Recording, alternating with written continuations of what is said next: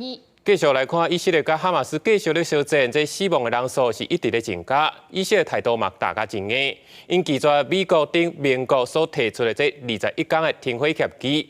总理纳坦雅胡嘛强调，会继续来对抗真主党，一直到完全的胜利。伫咧黎巴嫩南部城市提尔传出爆炸的声音，马上请乌烟。以色列军方日内搁再向黎巴嫩发动220遍的空袭。 射到真主党的基础设施、火箭发射器，还有武器库。真主党无人机部队指挥官伫咧以色列军方针对贝鲁特市郊的攻击行动死亡。美国、法国等12个国家加组织发声明，呼吁以色列加黎巴嫩边境随停火21天。 不过，以色列总理纳坦雅胡否认同意停火。伊伫咧纽约参加联合国大会时阵讲，以色列的政策就是全力打击真主党。המדיניות שלי, המדיניות שלנו היא ברורה.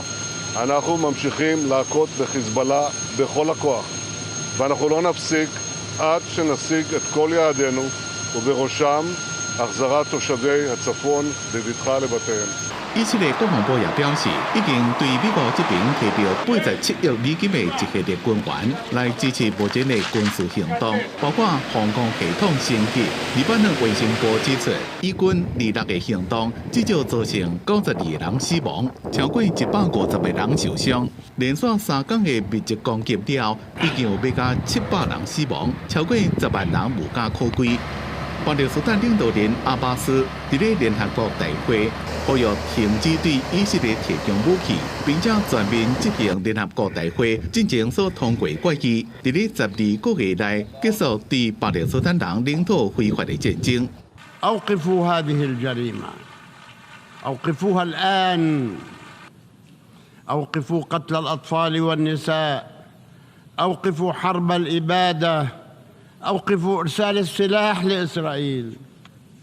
لا يمكن لهذا الجنون أن يستمر.